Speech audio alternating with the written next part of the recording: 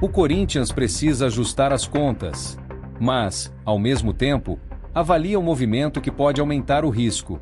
E isso levanta uma dúvida difícil de ignorar, porque o clube ainda tenta reduzir despesas, equilibrar o orçamento e lidar com pressão interna. Mas, mesmo assim, analisa a chegada de um jogador com custo elevado. E não é qualquer nome. É um jogador que pode mudar o nível do time, mas que também exige um encaixe financeiro que hoje não é simples. E é aí que o ponto fica mais delicado, porque não se trata só de oportunidade de mercado. Se trata de limite, e da decisão de até onde o Corinthians pode ir, sem aumentar um problema que ainda não resolveu. Antes de seguir, só confere uma coisa para mim.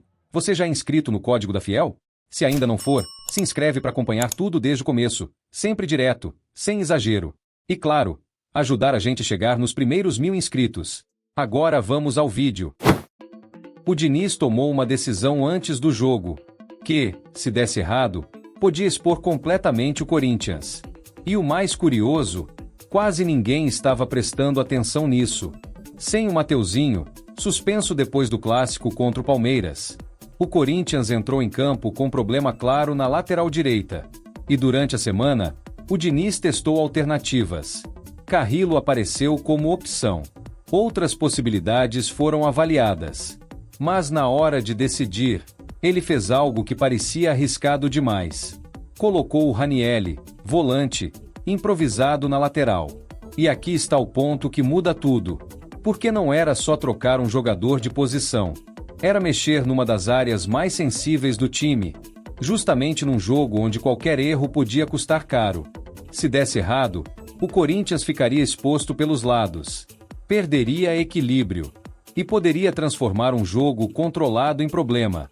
Só que o que aconteceu em campo foi exatamente o contrário. Ranielli não só segurou a posição, ele virou um dos jogadores mais seguros do time. Foram 10 duelos ganhos, 3 desarmes, 11 ações defensivas ao longo da partida. Não foi adaptação, foi domínio. E quando parecia que ele já tinha feito o suficiente, veio mais. Mesmo jogando fora da posição, Ranielli ainda apareceu no ataque. Finalizou 3 vezes. Acertou 3 dribles. Ou seja, não foi só um jogador tapando buraco. Foi alguém que influenciou o jogo dos dois lados do campo. E isso muda completamente a leitura da decisão do Diniz. Porque o que parecia improviso começa a parecer solução. Enquanto muita gente esperava apenas que ele não comprometesse, ele resolveu. E ajudou a sustentar uma vitória que o Corinthians precisava desesperadamente. O gol do Bidu fez o 1-0. Mas a base que segurou esse resultado passou diretamente por essa escolha. E agora vem a parte mais interessante. O Mateuzinho deve voltar no próximo jogo. O normal seria tudo voltar ao padrão. Mas depois do que o Ranielli fez, fica difícil ignorar. Porque o Corinthians pode ter encontrado uma alternativa, sem ter planejado. E isso cria um novo cenário dentro do elenco. Não é mais só uma solução emergencial. É uma opção real. E talvez o mais importante de tudo, é que essa resposta veio de um lugar que ninguém estava olhando. O Corinthians quase perdeu um jogo que parecia controlado. E tudo começou a sair do lugar em um único lance. Porque até certo ponto, o cenário era outro. O time entrou melhor, organizado, presente no ataque. E foi nesse momento que o Bidu apareceu. Aproveitou o espaço e colocou o Corinthians na frente. 1-0. Jogo sob controle. Só que aí, vem a virada. Nos minutos finais do primeiro tempo, André faz uma falta desnecessária. E naquele instante, o jogo muda completamente. Expulso. E o Corinthians perde mais do que um jogador. Perde o controle do jogo. Porque o que vinha sendo administrado com tranquilidade vira um problema enorme. Um segundo tempo inteiro, com um jogador a menos. E contra um time que cresce justamente quando encontra espaço. O cenário era claro. Ou o Corinthians se reorganizava rápido, ou o resultado ia escapar. E é aqui que o Bidu deixa de ser só o autor do gol. Ele vira peça essencial para manter o time vivo no jogo. Porque enquanto o time tentava se ajustar, ele sustentava ao lado, segurava a bola, dava a opção, respirava quando o jogo apertava. E os números mostram isso. 89% de acerto nos passes. 5 bolas recuperadas. Mas mais do que os números, foi a presença. Porque o segundo tempo virou resistência. Cada avanço do Vasco aumentava a pressão. Cada erro poderia custar caro. E mesmo assim, o Corinthians não desmoronou. Se reorganizou. Se fechou melhor. E encontrou uma forma de sobreviver ao próprio erro. O 1-0 deixou de ser só vantagem. Virou algo que precisava ser protegido a qualquer custo. E foi. Até o fim. E isso muda completamente o peso dessa vitória. Porque não foi só sobre marcar primeiro. Foi sobre não perder o jogo, quando tudo indicava que ele poderia escapar. E talvez o mais importante de tudo, é que o Corinthians mostrou uma coisa que ainda estava em dúvida. Consegue competir, mesmo quando perde o controle do jogo. O Corinthians ganhou. Mas o lance que mudou o jogo expôs um problema que pode voltar a acontecer. E esse é o tipo de detalhe que não aparece no placar. Porque até aquele momento, o cenário era outro. O time controlava. Tinha o jogo nas mãos. E então, em um lance completamente evitável, tudo muda. André chega forte, sem necessidade, e é expulso. E ali, o Corinthians perde mais do que um jogador. Perde o controle do jogo. O que era domínio vira tensão. O que era vantagem vira risco. E o time passa a jogar o segundo tempo inteiro, tentando sobreviver ao próprio erro. E é aqui que começa o verdadeiro problema. Porque não é sobre a expulsão. É sobre o tipo de decisão que leva a esse lance. André tem características importantes: intensidade, força física, capacidade de pressionar. Mas tudo isso perde valor quando vem acompanhado de decisões precipitadas. Porque no futebol de alto nível, não basta competir, é preciso entender o momento. E naquele lance, não havia necessidade. Não era último homem. Não era jogada decisiva. Era um risco completamente evitável. E o impacto disso vai muito além do lance. Muda o plano do treinador. Aumenta o desgaste do time. Reduz as opções dentro do jogo. E obriga todo mundo a correr atrás de um problema que simplesmente não precisava existir. E é exatamente esse tipo de situação que já vinha sendo criticado, inclusive pelo craque Neto, de forma direta, não como ataque, mas como alerta. Porque no Corinthians, erro evitável pesa mais. Não afeta só quem comete, afeta o time inteiro. E esse é o ponto que começa a gerar dúvida. Até que ponto dá para confiar? Porque talento sem controle vira risco. E o Corinthians não pode depender de um cenário onde precisa se reorganizar toda vez que algo assim acontece. A vitória veio. Os 3 pontos vieram. Mas existe um limite. Porque se isso volta a acontecer, o Corinthians não vai conseguir sobreviver sempre. E é aqui que o problema deixa de ser um lance e passa a ser uma questão de confiança. Porque no futebol de alto nível, não é o erro que define um jogador. É o tipo de erro que continua se repetindo. O apito final confirmou a vitória em Itaquera. Mas o que ficou registrado depois do jogo pode custar caro ao Corinthians. Porque a partida contra o Vasco não terminou ali. Ela seguiu, na súmula. E agora, chegou ao STJD. O 1-0 tirou o time da zona de rebaixamento. Só que, ao mesmo tempo, uma sequência de ocorrências colocou o clube sob análise. E não foi um único registro. Foram vários. Primeiro, o atraso na volta do intervalo. 3 minutos de um lado, 4 do outro. Tempo suficiente para gerar multa. Depois, algo mais grave. Um torcedor, identificado pela arbitragem, foi registrado cuspindo na direção da equipe de arbitragem. A partir desse momento, o peso da partida muda. Sai do campo e entra no comportamento. E esse tipo de ocorrência costuma ter punição mais pesada. Ainda no segundo tempo, outro registro. Faltaram bolas nos suportes ao redor do campo. A reposição ficou mais lenta. O ritmo do jogo caiu. Mais um ponto contra o clube. E depois do apito final, veio outro detalhe. A frase "Taquera virou baile" exibida no telão. Interpretada como provocação. Também registrada. Agora junta tudo. Não é um caso isolado. É uma sequência de registros que aumentam o risco de punição. E no meio disso, um ponto que volta direto para dentro de campo. A expulsão do André, que também será julgada. E pode render suspensão de até 6 jogos. E isso pesa, porque o Corinthians somou 3 pontos, mas deixou para trás uma lista de ocorrências, que agora passam a ser decididas fora do campo. E quando esses episódios começam a se acumular, o efeito aparece depois. No elenco, na sequência, nas opções do treinador. Porque em alto nível, não basta ganhar o jogo, é preciso controlar tudo que vem depois dele.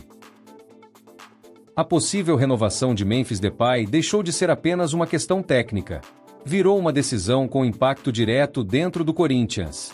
E não apenas no futebol. Nos bastidores, o debate é objetivo. Manter o jogador, nas condições atuais, significa assumir um custo que o clube não comporta hoje. Os números não são interpretativos. São claros. Cerca de 6 milhões de reais por mês. Uma dívida acumulada próxima de 42 milhões de reais. E um clube que acabou de aprovar um déficit superior a 143 milhões de reais. Com uma dívida total acima de 2,7 bilhões de reais. Isso muda o tipo de decisão que precisa ser tomada. Porque deixa de ser avaliação de desempenho. Passa a ser capacidade de pagamento. E é nesse ponto que a pressão interna aparece. Grupos políticos dentro do clube já tratam a renovação, nesse formato, como um movimento de alto risco. Não pelo jogador, mas pelo impacto financeiro que ele representa. E esse tipo de decisão não fica restrito ao futebol. Ela entra no ambiente político, gera desgaste e começa a pesar. Segundo relatos de bastidores, essa é uma escolha que pode influenciar diretamente o cenário eleitoral do clube. Não como garantia de resultado, mas como um fator que amplia a resistência interna. E isso ajuda a explicar o caminho que a diretoria tenta seguir. Hoje, existe uma única alternativa considerada viável: tirar o custo da estrutura do clube. A ideia é que empresas assumam esse investimento, transformando o jogador em um ativo comercial. Se esse modelo se sustentar, a permanência acontece. Se não, não há margem. Porque o Corinthians não tem caixa para absorver esse contrato. E isso leva a um ponto direto. Dentro de campo, o jogador entrega, tem peso, participa, decide. Mas fora dele, o custo é incompatível com a realidade atual. E manter esse contrato sem solução externa significa ampliar um problema que já existe e aumentar a pressão interna. O Corinthians não está discutindo apenas se Memphis deve ficar. Está decidindo até onde pode ir, sem comprometer ainda mais sua própria estrutura. E quando um clube nesse nível precisa escolher entre manter um ativo caro ou respeitar o próprio limite financeiro, a decisão deixa de ser técnica, passa a ser responsabilidade. O Corinthians pode sofrer uma punição da FIFA nos próximos dias, se não pagar uma dívida. E o efeito disso é direto: sem pagamento, sem contratação, transfer ban. E tudo isso envolve um nome: Rodrigo Garro. A negociação feita em 2024 ainda não foi quitada. E o valor não é pequeno. Com juros, a dívida gira em torno de 8,5 milhões de dólares. O Talleres levou o caso à FIFA. O Corinthians foi condenado a pagar. E agora não é mais discussão. É prazo. Ou resolve, ou sofre a punição. E o tempo é curto. Para evitar o bloqueio, o clube tomou uma decisão imediata. Recorreu a empréstimo. A lógica é direta: cumprir o prazo agora e assumir o custo depois. Porque a dívida não desaparece. Ela continua, agora com novos encargos. E isso expõe um ponto que começa a ficar evidente. O Corinthians não está lidando com um problema isolado. Está operando sob pressão constante de compromissos financeiros. Primeiro, contratos elevados. Depois, dificuldade para honrar prazos. Agora, risco de punição esportiva. E o impacto disso não fica no financeiro. Afeta o futebol. Um transfer ban impede reforços. Limita o elenco. Reduz margem de ajuste durante a temporada. E coloca o clube em desvantagem. Tudo isso por uma obrigação que já estava definida. E é aqui que o problema muda de nível.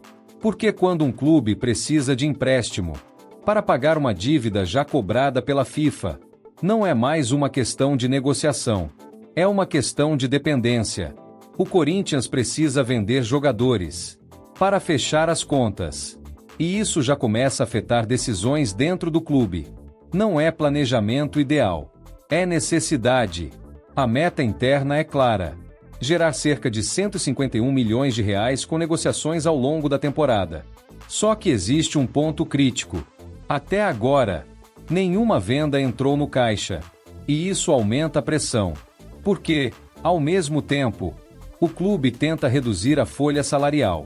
Sair de um custo próximo de 35 milhões de reais por mês para menos de 30 milhões de reais. Um corte desse tamanho não acontece sem impacto direto no futebol. E é aqui que a lógica muda. Jogadores jovens deixam de ser apenas projeto esportivo. Passam a ser fonte de receita. Breno Bidon, André. Nomes com potencial, que também representam entrada imediata de dinheiro.